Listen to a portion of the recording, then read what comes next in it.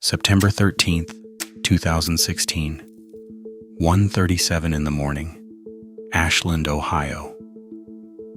A small town where the streets go dark after midnight, and the only sound is the hum of a laundromat dryer spinning behind thin walls. A woman's voice reaches a 911 dispatcher. It is barely audible. 2 words. I have been abducted. She is lying in a bedroom inside an abandoned house with peeling yellow paint, next to a laundromat on 4th Street. The windows are dark. The floorboards creak with every breath. The man who took her is sleeping inches from her body. She has been tied up for 3 days, beaten, assaulted. But sometime in the dark, she partially freed her hands, reached across his body, and took his phone. The dispatcher asks if she can get out. She whispers that she does not know how without waking him, and that she is scared. She does not know it yet. There are 2 dead women in the house with her, one in a closet, one in the basement, and the man sleeping beside her. Everyone in town knew him. Friendly, charming, good-looking. The press would later call him the lady killer. His own mother would say the devil is good-looking too. This is the story of Shawn Grate, a drifter who murdered 5 women across rural Ohio over a decade, and the whispered phone call that finally stopped him. But to understand how one man killed for 10 years without anyone connecting the dots, we need to go back to the beginning, to a broken home in Marion, Ohio, and a boy whose mother walked out the door and never came back. Shawn Michael Grate was born on August 8th, 1976, in Marion, Ohio, a fading industrial town in the rural heartland. He was the second of 2 boys. As a kid, he played baseball and football on dusty neighborhood fields. Neighbors described him as happy, social, normal. But behind closed doors, the home was falling apart. His parents divorced when he was 5. When he was 11, his mother left the family entirely, moved to Kentucky with a boyfriend, and did not look back. A court psychiatrist would later describe his childhood as defined by neglect and emotional detachment. He harbored violent fantasies toward his mother from a young age. His half-sister later said, "It was a battle in the household, apparent even when he was small." He excelled at baseball at River Valley High School, good enough to have a future in it until he broke his arm and doctors found a tumor. Surgery ended his playing career. That was the turning point. After graduating in 1995, Grate broke into a house and was sentenced to 4 years in prison. He was released in October of 1997. He briefly married, fathered a daughter, and divorced within a year. By his late 20s, Shawn Grate was homeless, drifting through small Ohio towns with nothing but a backpack. He squatted in boarded-up houses and crumbling storefronts across Ashland, Richland, and Marion counties. He charmed everyone he met, helped neighbors carry groceries, smiled at strangers on the street, and sank into long, depressive episodes where he would lie on a stained couch for days without moving. He was not on anyone's radar. He had no violent felonies and no sex offense record. He was just a man who moved through the margins of rural America invisible. The kind of person you pass on a 2-lane highway and forget 5 minutes later.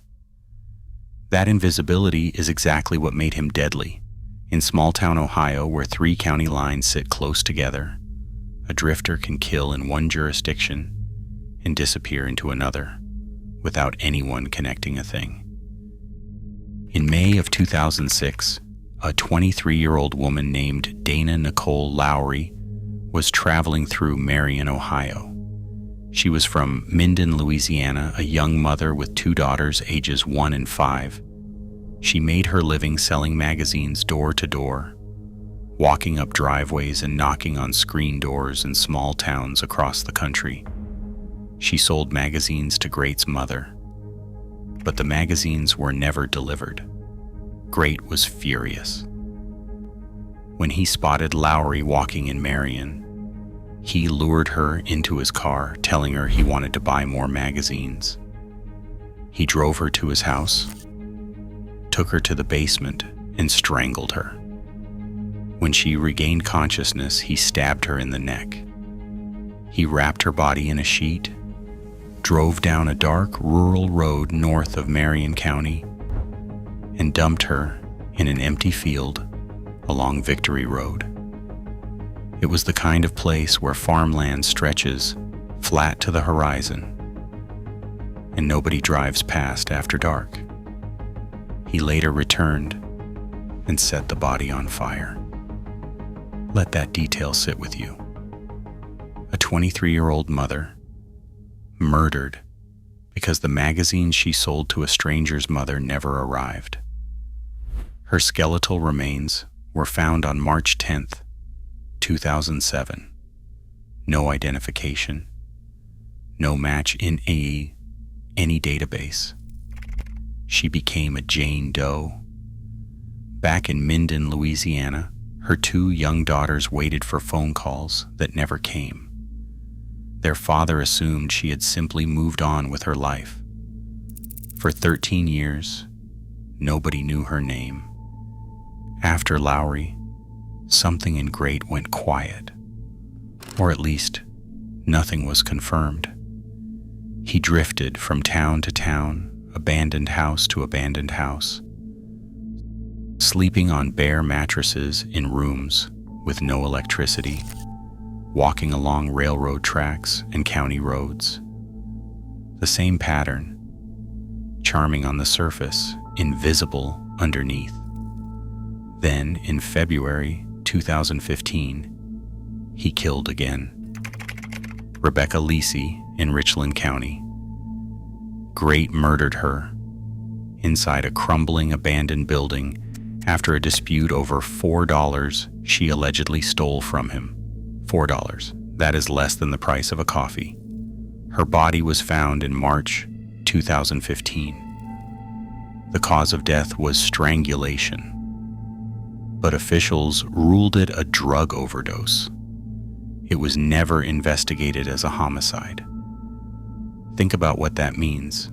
A woman was strangled to death, and the system looked at her life, looked at her circumstances, and decided she had simply overdosed. No autopsy challenge, no second opinion. Case closed, and a killer walked free for another year and a half.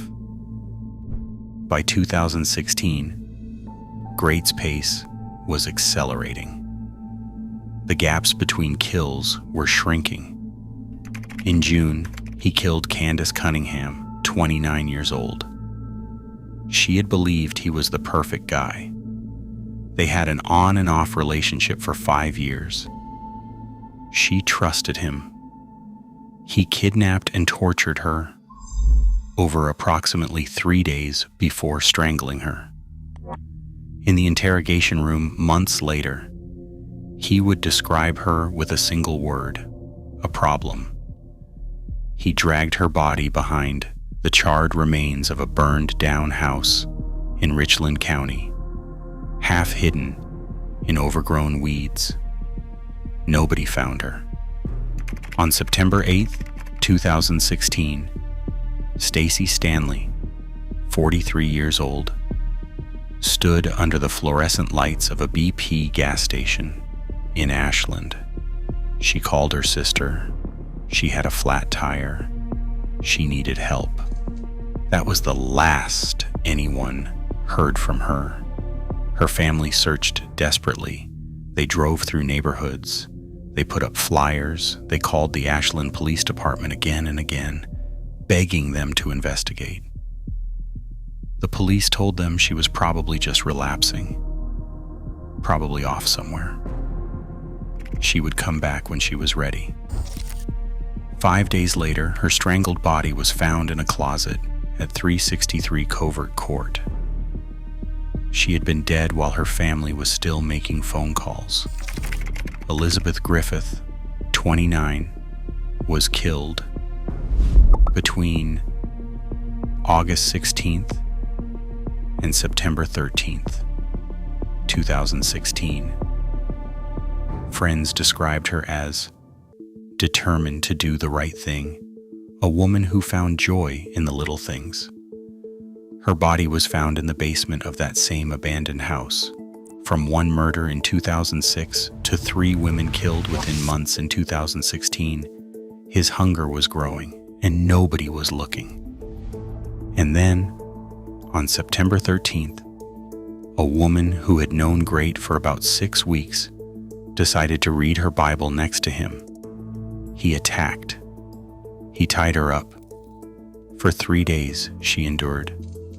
But on the 3rd night, he fell asleep. She reached for his phone, and she whispered into the darkness. It was the bravest thing anyone in that town had ever done, and it was about to blow this case wide open. Back to that 911 call, the dispatcher is Sarah Miller, a 26-year veteran. The woman whispers that she is in a house near the 4th Street laundromat. The house is yellow. Please hurry. He has got a taser. The man's name is Shawn Grate. The dispatcher asks if she is bleeding. The woman answers, not anymore. 2 words that tell you everything about the previous 3 days. Miller dispatches officers, but she faces a critical problem. They cannot simply storm the house. What if he wakes up with a weapon? What if he kills her before they get through the door? Officer Kurt Dorsey approaches in his patrol car with sirens off, headlights off. He steps out into the dark and moves toward the property on foot, flashlight low. He finds 2 nearly identical houses sitting next to each other on the same lot. Which one? Miller stays on the phone, relaying details, guiding him to the right location in real time. And then, a moment that could have ended everything. The woman accidentally bumps Grate's taser in the dark. He stirs. He wakes. She freezes. The phone is hidden against her body. Silence on the line. The dispatcher can only listen and wait. Seconds pass. Grate stares into the dark.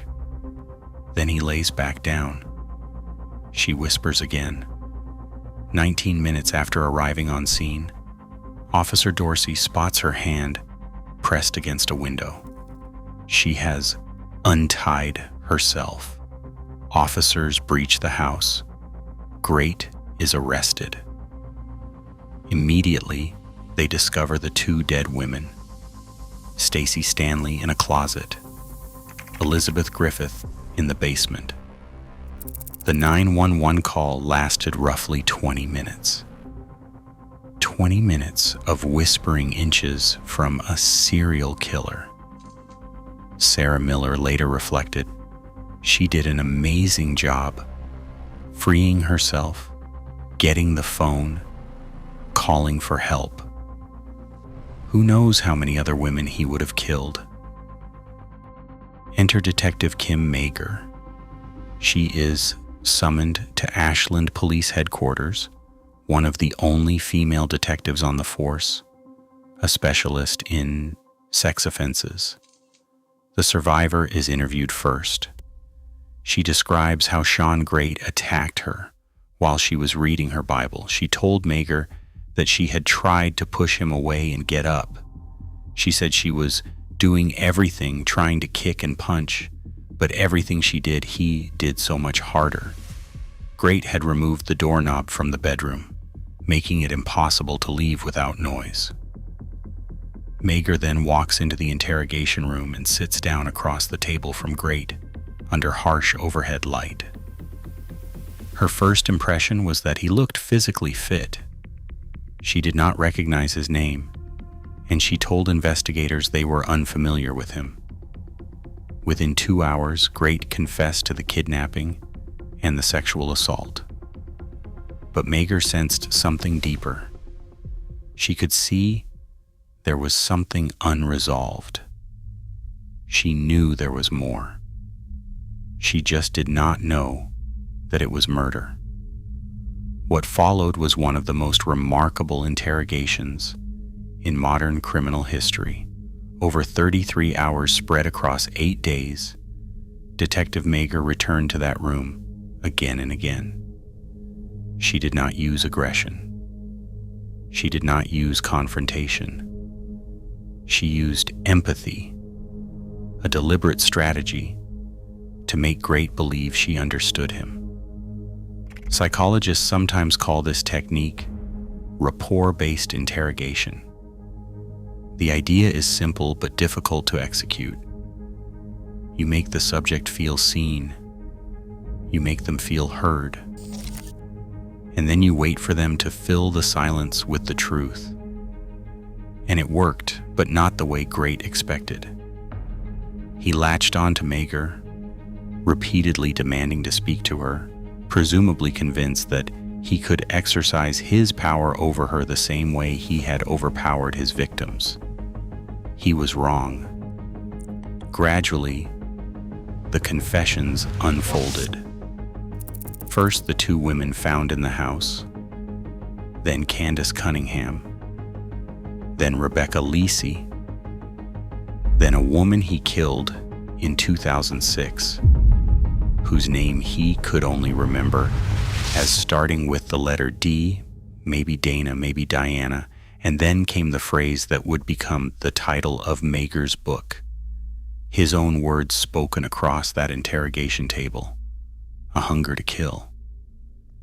If you were sitting behind the observation glass watching that moment, you would have seen something shift in the room. A detective realizing that the man across from her had been killing for over a decade. Mager later reflected that he is opportunistic. If an opportunity is there, he seizes it. There is no single victim type other than the opportunity that was there.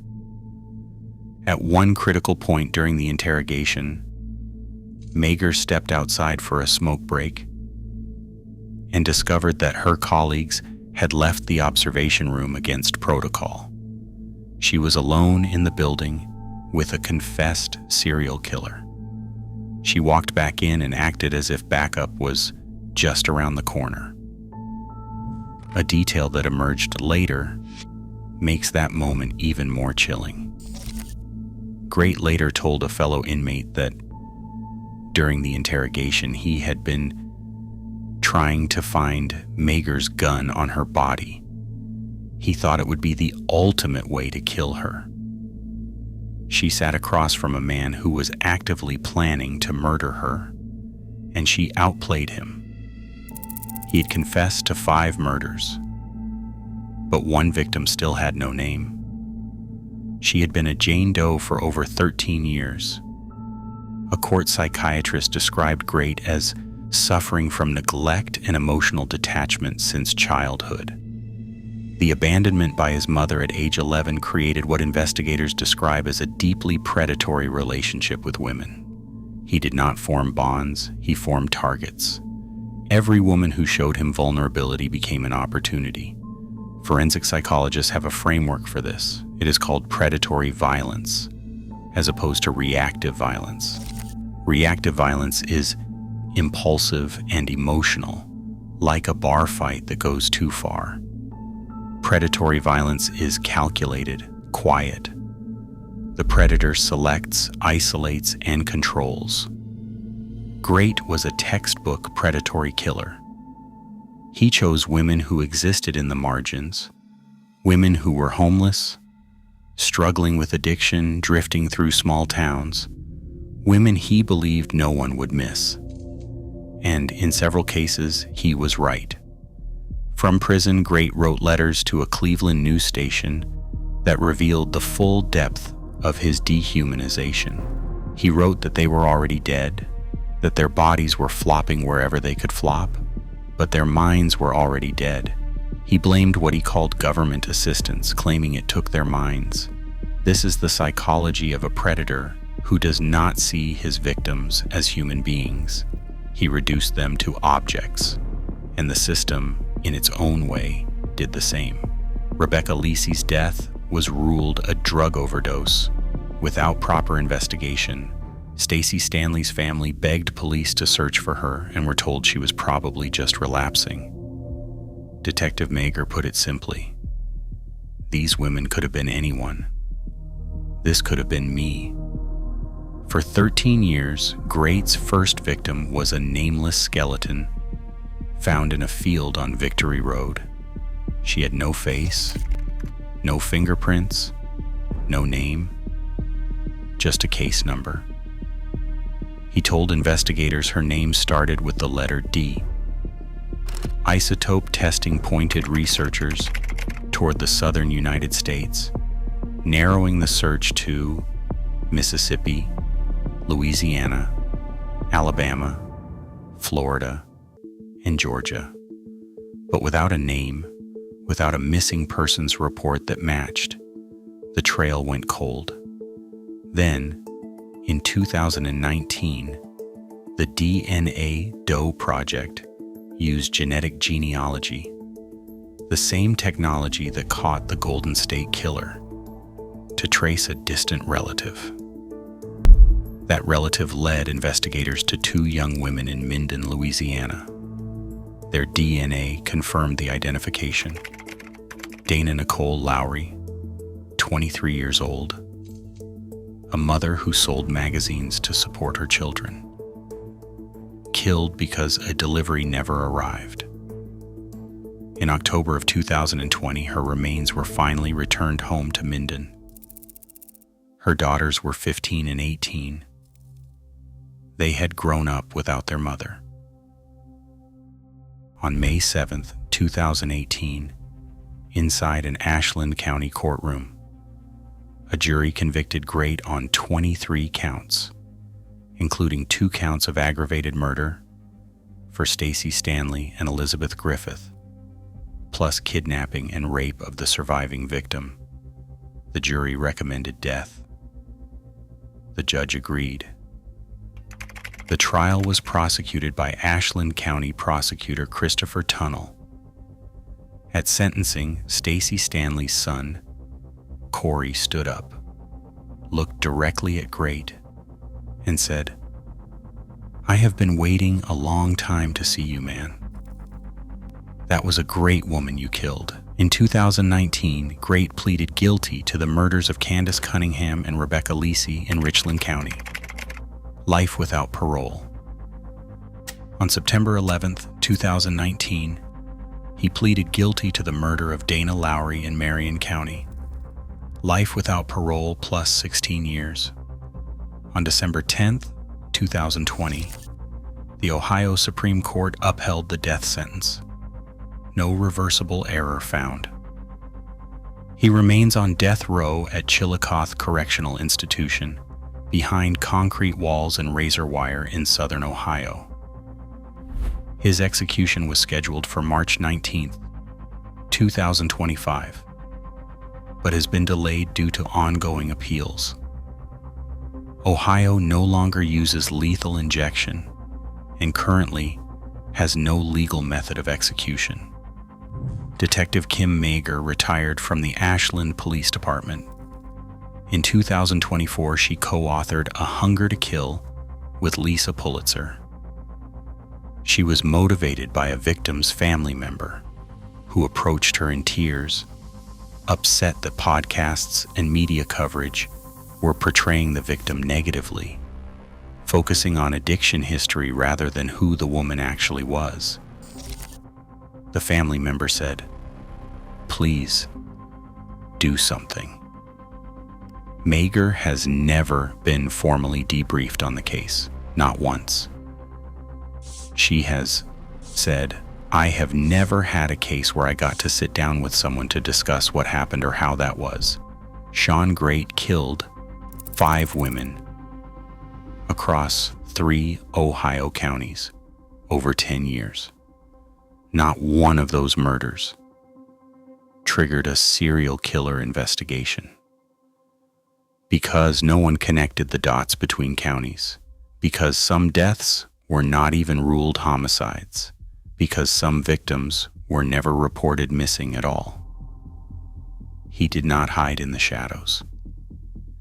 He lived in abandoned houses with broken windows and overgrown yards in plain sight. He was known in every town he drifted through. He was charming. He was liked. And he killed. Consider this. Between 2010 and 2020, more than 40,000 homicides in the United States went unsolved. 40,000 families with no answers. And the victims most likely to fall through the cracks are the same ones Grate targeted. The homeless, the addicted, the ones the system looks past. The only reason he was caught was because one woman, bound, assaulted, terrified, found the courage to reach for a phone and whisper 2 words into the dark. "I have been abducted." How many people are out there right now, drifting through towns where no one asks questions about the women who vanish? That whisper, barely audible, over a 911 line, saved 1 life. And it gave 5 dead women something they had been denied. Someone to speak for them. If this case stayed with you, drop a comment. What do you think drives someone to target people they believe no one will miss? Subscribe so you do not miss the next case. Next time, a man who everyone trusted, a pillar of his community. No one knew what he kept in the basement until his wife found the crawl space. Witness the dark, so the truth does not stay buried.